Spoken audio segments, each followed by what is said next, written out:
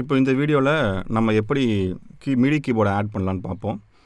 So midi கீபோர்டை add பண்ணுறதுக்கு முன்னாடி audio interface இப்படி தான் நம்ம செலக்ட் பண்ணிக்கணும். ஸோ நிறைய ஆடியோ இன்டர்ஃபேஸ் என்கிட்ட இருக்குது. ஸோ எனக்கு என்ன இன்டர்ஃபேஸ் வேணுமோ அதை நான் செலக்ட் பண்ணிக்கிறேன்.